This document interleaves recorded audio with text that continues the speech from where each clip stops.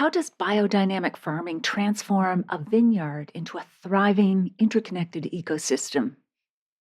What do wild orchids reveal about the health of a vineyard?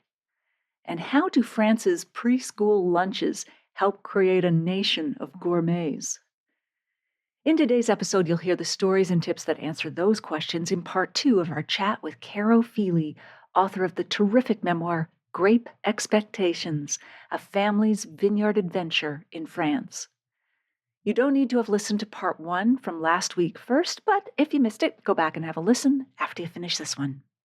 By the end of our conversation, you'll also discover how Caro's daughter's medical emergency shaped her perspective on risk, why Caro felt like a bad mom in the early years of the winery, how living in France has influenced Caro's approach to food and wine, when she realized her wine business was becoming financially viable, some of the most interesting aspects of biodynamics, which wine Caro would pair with her favorite childhood food, marmalade on toast, and why Caro would want to share a bottle of wine with Al Gore.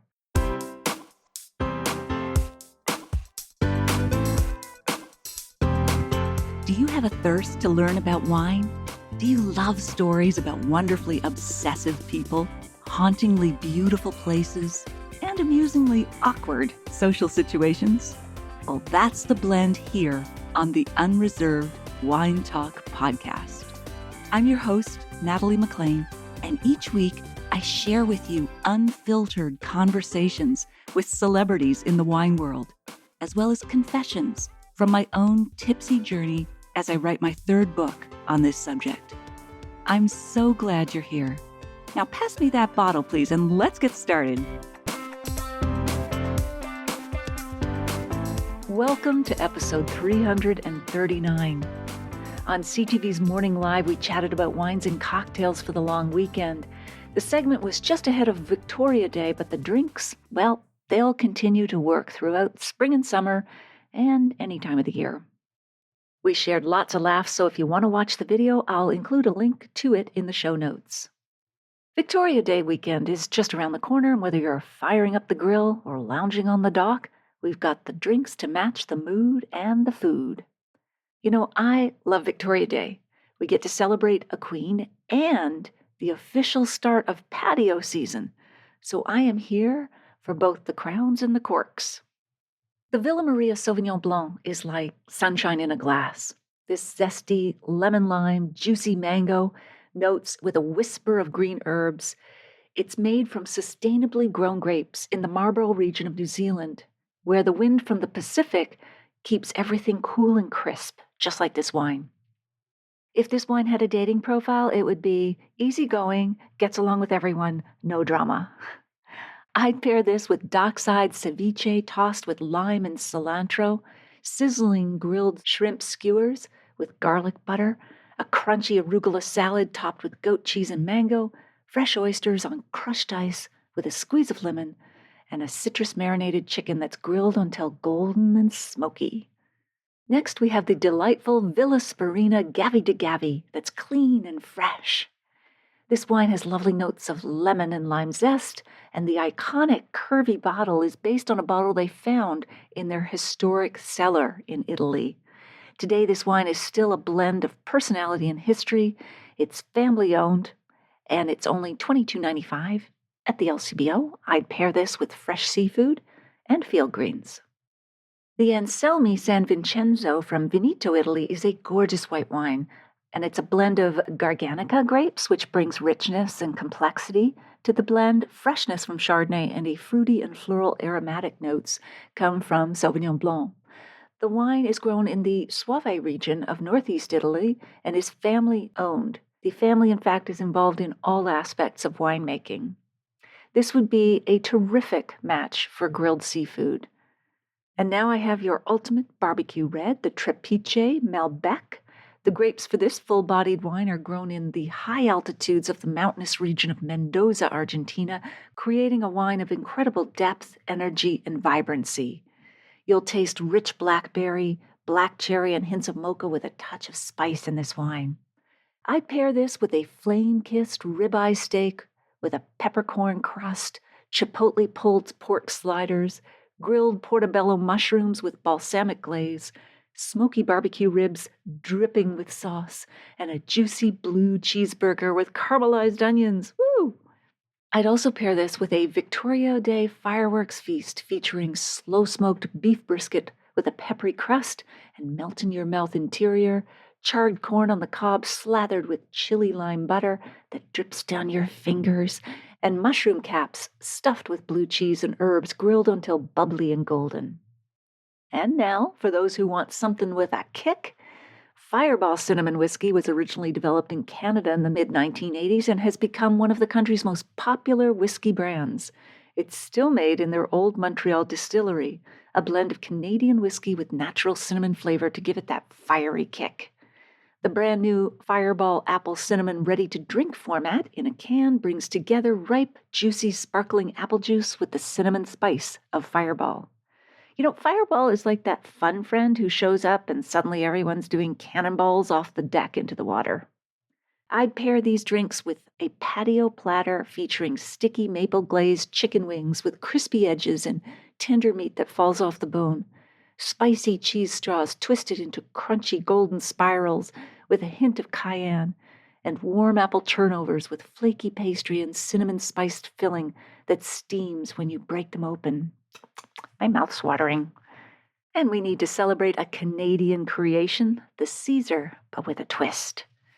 Although National Caesar Day has come and gone, we're celebrating it right through the long weekend because it was invented by a Canadian in Calgary in 1969, and Parliament made it Canada's official national cocktail in 2009, which was probably the last time all parties agreed on something.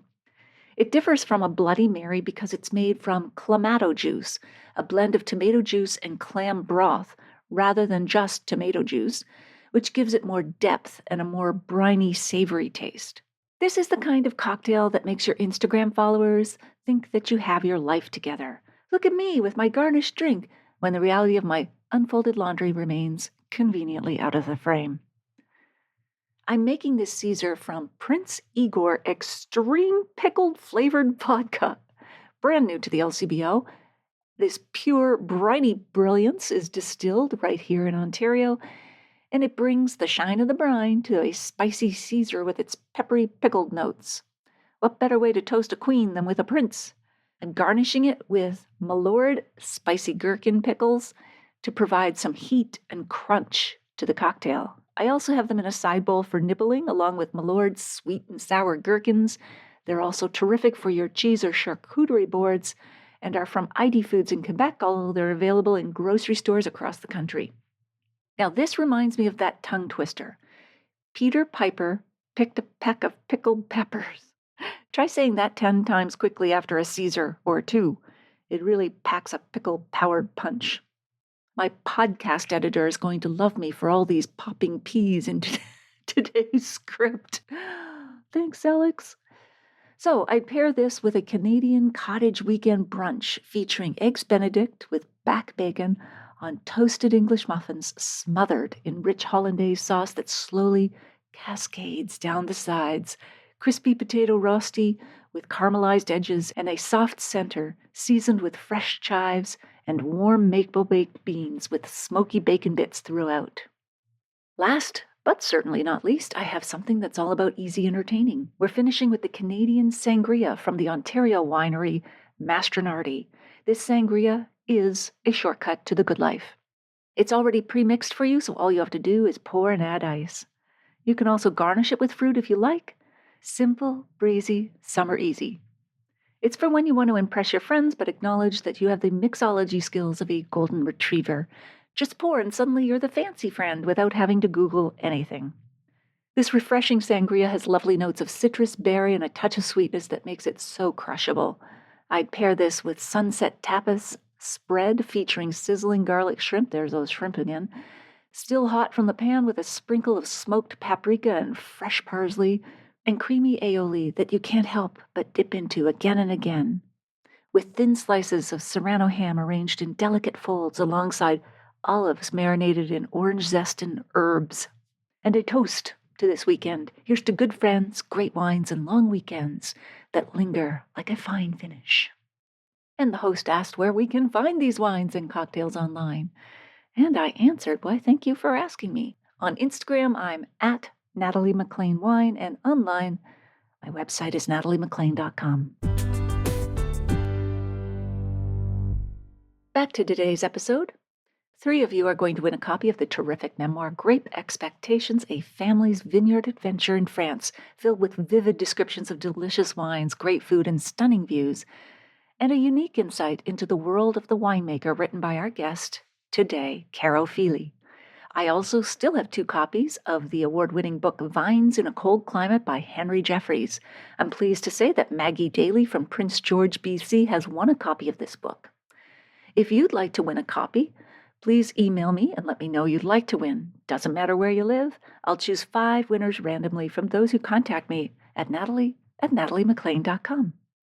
In other bookish news, if you're reading the paperback or ebook or listening to the audiobook of my memoir, Wine Witch on Fire, Rising from the Ashes of Divorce, Defamation, and Drinking Too Much, a national bestseller and one of Amazon's best books of the year, I'd love to hear from you at natalie@nataliemclean.com. I'd be happy to send you beautifully designed, personally signed book plates for the copies you buy or give as gifts.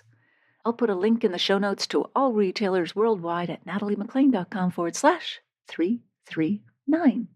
The paperback usually arrives within a day or 2 of ordering. The ebook and audiobook are instantly available. Okay, on with the show.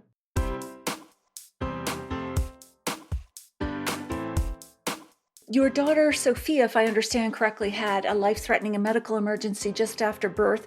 How did that experience shape your perspective on risk and influence, especially the decisions you made after that? So, in fact, I've written a book about that as well. It's called Saving Sophia. So the one that we've been talking about the most today is Grape Expectations, because it's the first in the Vineyard series. So that's just There's 4 books in the Vineyard series? Exactly. So 4 books in the Vineyard series. But Saving Sophia is the one that's about Sophia and I guess you'd call it a medical drama. But how did that influence us? I think it definitely made us seize the day. Like life is here to be grabbed with both hands and, don't wait forever. And wow, it made us just so much more aware of how precious life is, I think, and how important it is to really do what makes you feel alive. And that was probably part of why we did what we did and we made the leap that we made. Yeah. Absolutely. It sounds like it. And yet you felt like a bad mom, you say, in the early years. Why did you feel like a bad mom? So our first harvest, and we had all these harvest machine and tractors and everything in the courtyard right outside our front door. And I was so worried that they'd walk out and, get crushed by something, or we'd make them get up, and we got this special walkie-talkie system. It's called talkie-walkie in French. It's amazing how sometimes French words, they just switch the English word to make it French, but it's called talkie-walkie in French. So we have the talkie-walkies. And it was a rule that they did not go off the top step. Like the top step at the top of the double-story section of the house, so where their bedroom was, they were not allowed to leave the top step. They had to stay there until one of us came in to help them then come down and get their breakfast and whatnot. I kind of felt like I didn't have enough time for them. I didn't give them enough time. So through the books, there are moments where I do feel like the bad mom because I'm not giving them enough attention. But as I said to you, it's made them very independent young women who I'm extremely proud of. And seeing their mother in action, living her dream and having a fulfilling career. What a great example. Yeah. But I think the story I was particularly thinking of is one I talk about in Grape Expectations, which is when, I was so busy. I didn't do the usual things that a mom with she was crawling at the time, I think, or maybe just beginning to toddle, would have made sure certain things were put out of reach and so on. And I just remember Sophia coming running through to the kitchen. Ellie was teething. That's right. She was teething. So she must have been nearly a year or something. And Sophia came running through to the kitchen. She's going, Ellie's got that. Ellie's got that. Like she knew that was not good. Whatever it wasn't good. She didn't know what it was called. So I went running through. Ellie's got what? What's Ellie got? And I get there and she's chewing on the toilet brush.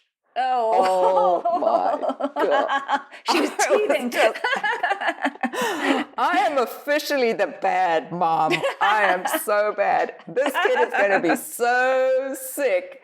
Well, she was totally fine. She was not sick. And she has such a strong immunity. Like, I don't know if it was, I'm not recommending making your kids chew the toilet brush. Maybe not the toilet brush, but they say kids should play in the dirt and eat dirt and all the rest of it for the natural bacteria, as you say. And you talk about how your daughters adapted to French culture and the language so quickly. You described that at their school, they were served sophisticated 3-course meals. So how has living in France changed your own approach to food and connection with wine and dining? Oh, yeah. I do love like France's kind of respect for food and for, I guess, taking time to enjoy your food and to sit down and have a proper lunch.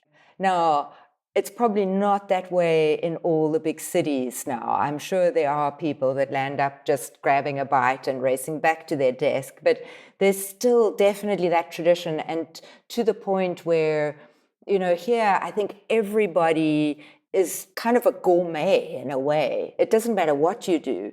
You could be a plumber and you still know about food and wine. You could be a teacher and you'll know about food and wine. You could be anything completely unrelated, like you don't have to be in the business or someone who's a particularly interested gourmet to really have this appreciation. And I think it does go back to it being in the school. So this idea of the 3-course lunch, I think, is a big player on that.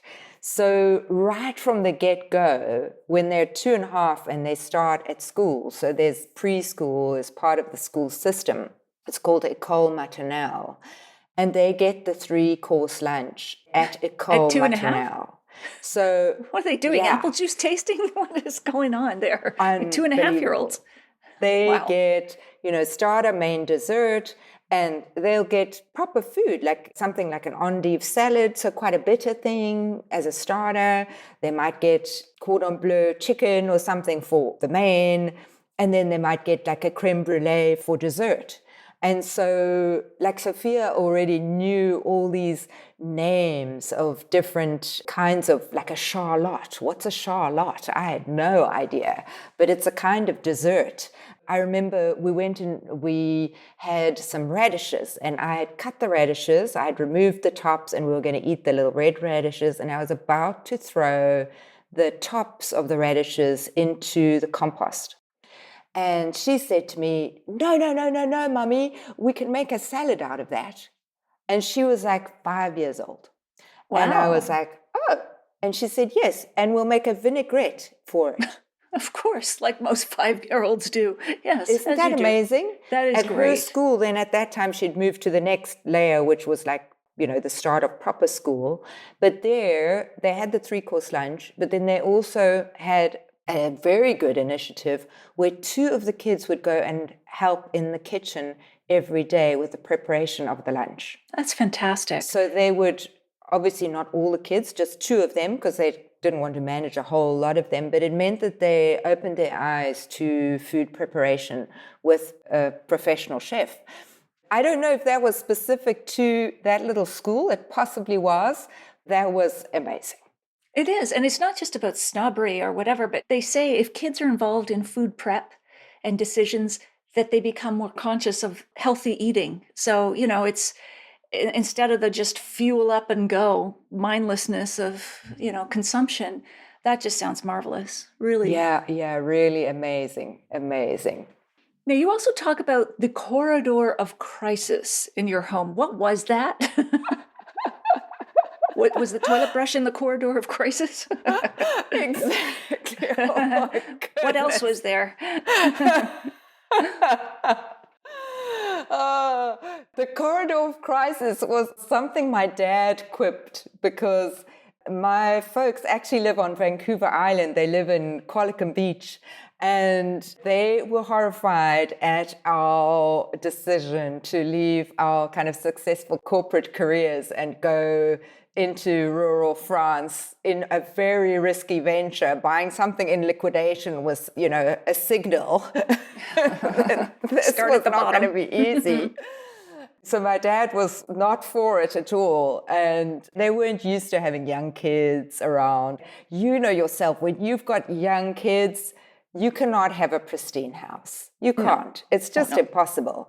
So it was a mess. There was kids' toys. And Sean's a very tidy person, so he was probably trying to keep it tidy. But I'm a bit more of an artist, I guess. I leave a bit of a trail behind me. And then if I tidy up, I can't find anything. So But anyway, so my dad called it the corridor of crisis, and it became kind of a bit of a humorous thing that we were living in the corridor of crisis. Well, how old are your daughters today now? So 20 and 22. Oh, okay. So Sophia is studying law. She is doing Irish law, French law. So she's doing like a double law degree, and so kind of international EU law. And Ellie is doing business, also kind of international. They're both studying in Paris. Yeah. Wonderful. Oh, my goodness. So the corridor is quieter now, but I'm sure they return occasionally. Exactly. Oh, so funny. Now, what happened? I'm not even sure how to pronounce this, but it could be an offshoot of the corridor of crisis. But what was happening with the broyer toilet episodes? Oh, that has been one that's come back and revisit us like the bad ghost. The bad ghost comes back to bite you on the butt. Exactly. So to speak. So in France, in these very old houses, our house is ancient. We've got a well that dates back to Gallo-Roman times. The wall in the underground cellar, the back wall, dates to the time of the monastery in Saussignac, so from around the 11th century. And the kind of main part of the double-story section where said broyer resides is an old fortress house that has walls that are 70 centimeters thick that obviously never had plumbing. Oh, and what is a broyer? A broyer is a grinder. Okay. So essentially the broyer is put in place in any toilet facilities that are upstairs and you don't have a normal kind of sewage exit pipe in these old houses, and the walls are too thick and they're solid stone, so you can't really put one in. And so this is the solution. So this is a very French thing. So a lot of old houses have these. But of course, you can imagine that they can lead to great trauma, not very smelly situations. And the funniest one was actually really recently. Sophia had a bunch of friends over in the summer. Sean went off to Paris to her apartment, leaving me to handle, 8 20-year-olds partying their summer party. They were wonderful, really, really fabulous. But one of her friends needed to plug in his phone, so he didn't realize the broyer system, and he unplugged the broyer and he plugged his phone into where the broyer was. Only thing is, as soon as you do that, anything in that toilet is not going anywhere. So the next person to flush, it's all going to be coming right back out at you. And, nasty. Yeah. Okay. Gotcha. So you can imagine how he got ragged. Oh my golly gosh. So ragged. Anyway, we solved it. I was worried it was broken, but it was just a minor thing, a little plug incident. Absolutely. Oh my goodness. So let's see, at what point did you feel the business was becoming financially viable, that you could make a go of this, the winemaking? I would say, and just while I think of it, I'll give a little sense of the 4 books in the series and the threads that go through them. So the first one, the Grape Expectations, is, buying the farm, starting the organic certification, and realizing, oh my God, what have we done? This is a very, very tough business. how are we going to turn this around? How are we going to make this into a viable, sustainable entity? And book 2 is very much about that, how to make it into something that would be long-term sustainable. And I guess, like I was saying earlier, it's also about being kind of nimble on changing with circumstances, like even, COVID, none of us foresaw that coming, and overnight all our wine tourism was kind of dead. But luckily we then, and this is also partly thanks to my experience in my previous life, we were able to turn it all into virtual, and we did a huge amount of virtual business. So lots and lots of team building and things like that around wine that were very, very successful for us. It actually landed up being a very successful time in the business. But just to give you the sense of the story, so Grape Expectations, first one, converting to organic, saving our skins, then going a little bit into biodynamics. And that one is also, and I said, ask me about saving our skins, because saving our skins, the name is also part of the story, in that we were at that point of how are we going to turn this around? How are we actually going to make this? Because we were kind of on the cliff every month, like, are we going to make it? Are we going to make it? And part of what saved our skins was, yes, the wine tourism, and yes, being organic for sure helps. But also we started to sell our waste grape skins to a business in the US that turned those waste grape skins into an antioxidant food supplement that people could take as a pill to stay young. So this thing called Reservage was created by a very dynamic entrepreneur, Naomi Whittle. They bought our skins for about 10 years. That's quite a key feature in book 2, because she was a real dynamo and she helped us to turn the story around. So it wasn't the only thing by any means. There were many, many other parts of expanding, I guess, our way of going to market. So we can't just sell to, say, a supermarket. That's never going to work for the scale that we are. We need to sell direct. How are we going to do that? So that's all came up in the book 2. And then book 3 was a bit more into natural winemaking. I guess the next phase in the family story as well, girls growing up, dealing with menopause. So I called it Vineyard Confessions, Tales of Menopause, Love, and Natural Wine, because those are kind of part of the story in that third one. But the last one, number 4, is really about how we're dealing with climate change and how biodiversity helps us to do that, and things like trees in the vineyard. It's quite the most, I guess, exciting part of what we're doing now. So as a vineyard business, as a wine business, that is super, super important to us. Biodiversity is absolutely key. I could talk about that subject for a lot of time. Yeah. It does sound like we need to have a second conversation, but tell us some of the most interesting experiences, or surprising, or again, weird, or whatever, that you've had with biodynamics. Like, we know it's like organic plus, and it's really paying close attention to the vineyard and various preparations and bull's horns and all the rest of it. But maybe tell us an example or two that stood out for you with the biodynamics. Yeah, so it's a cow's horn rather than a bull's horn. Oh, right, it's definitely got to be a cow's horn, because it's about the fertility. It needs to be a cow that's had at least 4 calves. So you can count the rings on the horn to see if it's had, and it's about the fertility aspect of the cow. Does it get a ring, each baby? Does that create a ring on the horn? Exactly, because of them lactating. It's taking away from the calcium that they use to create the horn. So it makes a different look to the horn than if a cow wasn't actually having babies. Yeah. Interesting. I think I have those rings, but anyway, I don't have horns yet. But anyway. But I think so often biodynamics is just picked on as a woo-woo, isn't this, But really it's very much about listening to your land and being very present just to give an overview for people that might not be familiar with it, yes, biodynamics is organics plus.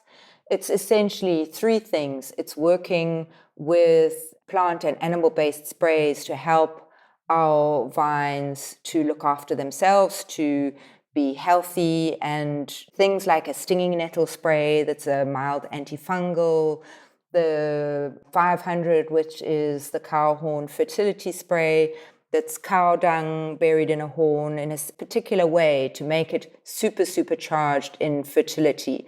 There's so much I could talk about on this, really, but to make it as simple as possible, using plant and animal-based sprays to solve our problems, to keep the vineyard healthy, using the biodynamic calendar. So that means that we follow a calendar that helps us to do things at the right moment.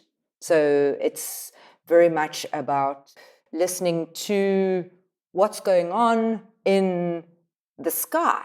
Now, we all notice the sun, of course, and we know that it has an impact on us, but all the other bodies in the sky also have an impact. I mean, lunatic comes from the fact that the moon does have an effect on us.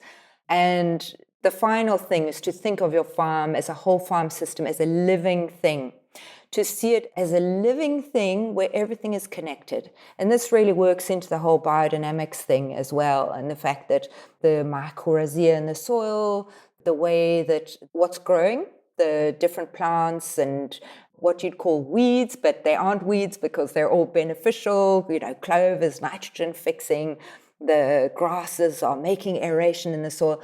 It's all a connected entity. We can't just look at the vine on its own like a unit of production. It just isn't like that. It is a living thing, and it is a vibrant, living environment. And I saw you mention bats on one of the other discussions, and wow, you know, bats are just amazing. So yeah, we have lots of bats as well, and they eat the grapeworm moth, and that's what we want, because we don't want grapeworm in our vineyards. So, and it's all connected. If you didn't have the trees and you didn't have the hedgerows, you wouldn't have the bats, and yeah. And as a result, tell us about the wild orchids. Are they growing in your backyard? Yeah, and actually I have a little picture here of the orchids. Beautiful. So the orchids came back after 3 years of organic farming. When we bought the farm, it was conventionally farmed, so 2005, and we started organic straight away. And in 2008, the wild orchids came back. And that is an indicator that the systemic fungicides had worked their way out of the soil. Essentially, our soil health was coming back. The mycorrhizae, particularly mycor, as in fungal, rhizia, root. So it's an amazing symbiotic relationship between fungi and roots of plants and trees that helps them to extend their network, to get more nutrients, to exchange self-defense mechanisms. There's all sorts of benefits behind it. And lovely, lovely book to read if anyone's interested in more about this is Finding the Mother Tree. It's by a Canadian professor of environmental forestry. She's at UBC. She is really was one of the first to do deep research into mycorrhizae and how they work. But these guys will not grow if there are no mycorrhizae. And mycorrhizae will not be there if you're using systemic fungicides. Well, there you go. It was amazing as an indicator. And we have so many now. It's just like a miracle. It's just they're so beautiful as well. You know, there's one that looks like a beautiful little orchid with a bee inside. It's called a bee orchid. They're absolutely magnificent, yeah. Wow. My goodness. Okay, so wonderful stories and tips. Yes, we definitely have to have a follow-up to this, Caro, but let's jump to a bit of the lightning round quick questions. Maybe you could tell us about your favorite childhood food and how you'd pair it with wine today. Do you know, I used to absolutely adore marmalade on toast. So I would have to go with marmalade on toast and Sauvignac dessert wine. Oh, that sounds good. Yes, please. That would be. I'd Now, try that's that. not something I would regularly have today, But as a kid, that was one of my favorite things, was a nice buttered toast with a good bit of marmalade. Oh, yum. And Sauvignac would be an aged Sauvignac that has lovely marmalade notes would be amazing. Yeah. Great pairing. And who would you share a bottle with, living or dead, outside the wine industry? And which bottle would you open and what would you ask them? Oh, you know what? I am going to go with Al Gore. Oh, okay. The environmental aspect? Yes, because I just spent a weekend in Paris with him running this conference. And wow, he is such a dynamo, such an interesting character. And he is a farmer, actually. Oh, what does he farm? I think is he in Nashville, somewhere near Nashville? But is he just running a multi-purpose farm, like multiple crops? Or does I think it's his family farm that he inherited. Ah, okay. But amazingly, so this was all part of this thing called Climate Reality. That's an organization that he founded just after doing The Inconvenient Truth, like in 2006. And he's created this organization to try to help people to be more aware of climate crisis and what we can do to deal with it. And actually the French organization of it gave him this. It was his birthday on Monday. And they gave him one of my books as his birthday gift. And he promised to read it while he's back on his farm. And he farms regeneratively. So it'll be fantastic. Interesting to hear from him But what bottle? It would have to be a wonderful, regenerative, organic, biodynamic.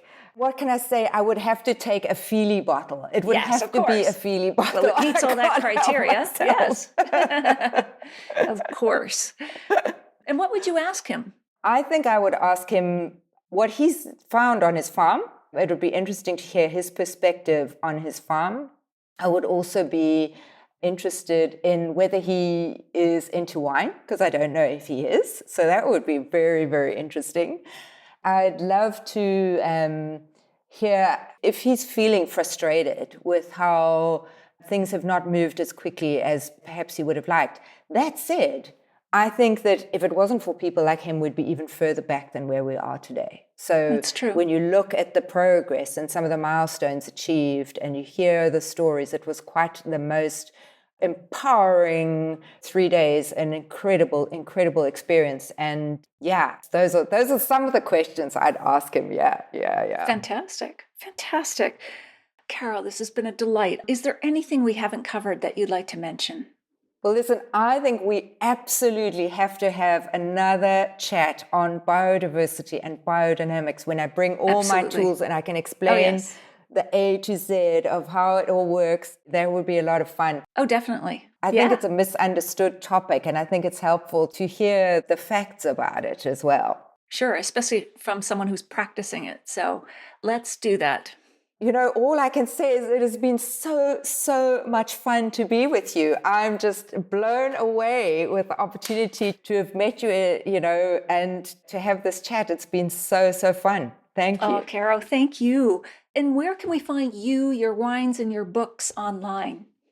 So the books are on Amazon. You can find them in other places as well, but definitely, for me as the author, it's best for me if you buy from Amazon, and it's the easiest probably for people. Definitely, I think in US, Canada, and UK, everywhere. EU. Yes. Yeah. Grape Expectations actually on a pretty good deal for the ebook at the moment. So if people are interested, should jump in on that. That is one thing you could do. And then you can find me on carofeely.com, and you can find our winery, chateaufeely.com. So chateaufeely.com, and on social media, Instagram and Facebook as well. Same name, Chateau Feely. So feel with a Y, the Feely feeling is an easy way to remember it, the Feely feeling. And also French Wine Adventures, which is where we have some of the more wine education part of what we do. So, and wine tours to like Saint-Emilion and places that aren't actually part of our farm. But for the farm, if you want to visit here, it can all be done on chateaufeely.com. Wonderful, Caro. And I would be so delighted to welcome you and, of course, any of your viewers, of your fans here to Caro Feely with the greatest of pleasure. The Southwest France is wonderful if you haven't visited before. And if you have, you probably know it is wonderful. So we'd love to see you here. Well, I encourage everyone listening to do just that, Caro, and to start by reading your wonderful books, because you are a writer. I knew when you asked the first question, you started describing the rain. I thought, oh, this is a writer. I love her description. So I'm sure they'll enjoy that experience with you in person or through print. I will say goodbye for now, Caro, and good luck with everything. And I look forward to chatting again with you. Thank you, Natalie. Thank you. Merci. Et vous aussi.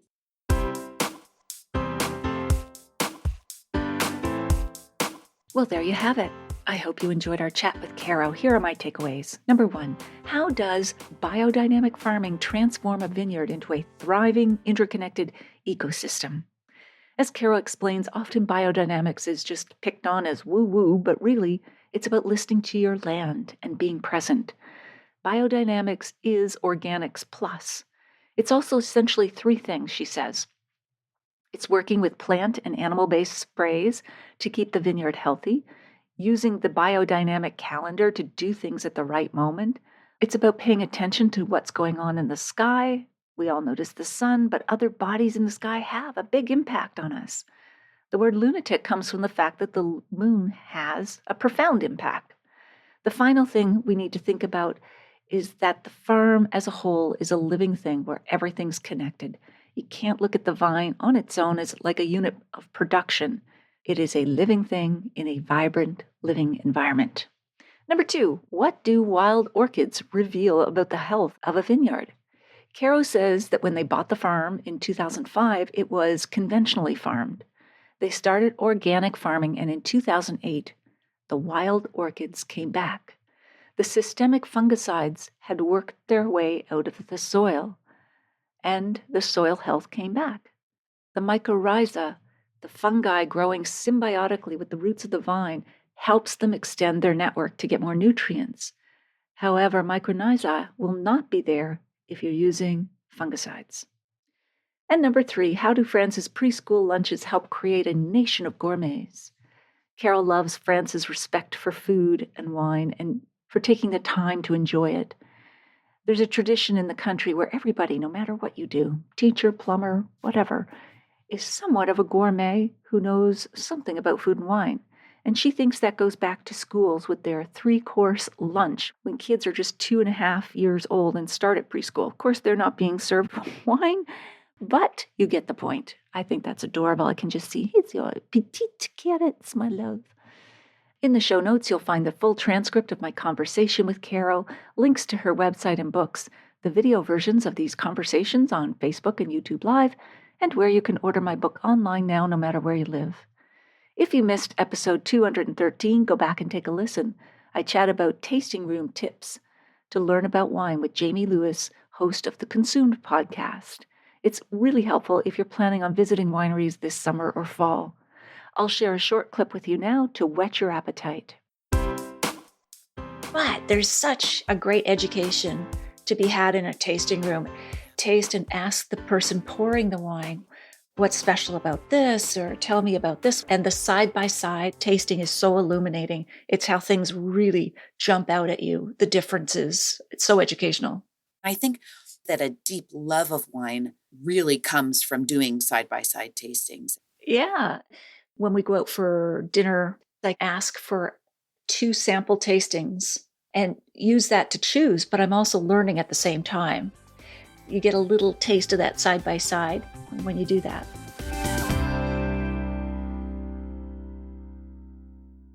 You won't want to miss next week when we chat with Charles Jennings and Paul Kears, award-winning writers based in London, England. They've written for The Guardian, The Telegraph, GQ magazine, and others. They've also co-authored the hilarious book, I Bought It, So I'll Drink It. Booker Prize-winning novelist Julian Barnes called it the funniest wine book I've read in a long time. Not laugh out loud funny, but snortingly choke on your cornflakes funny. They'll join us from their homes in England. If you liked this episode or learned even one thing from it, please email or tell a friend about the podcast this week, especially someone you know who'd be interested in learning more about Bordeaux or starting your own winery. It's easy to find my podcast. Just tell them to search for Natalie MacLean Wine on Apple Podcasts, Spotify, their favorite podcast app, or they can listen to the show on my website at nataliemaclean.com/podcast. Email me if you have a sip tip question or if you'd like to win one of 5 copies of the books we have to give away. I'd also love to hear your thoughts about this episode, or if you've read my book or are listening to it. Email me at natalie@nataliemaclean.com. In the show notes, you can also find a link to take a free online wine and food pairing class with me called the 5 Wine and Food Pairing Mistakes That Can Ruin Your Dinner and How to Fix Them Forever at nataliemaclean.com/class. And that's all in the show notes at nataliemaclean.com/339. Thank you for taking the time to join me here. I hope something great is in your glass this week, perhaps a Bordeaux with a bouquet of orchids.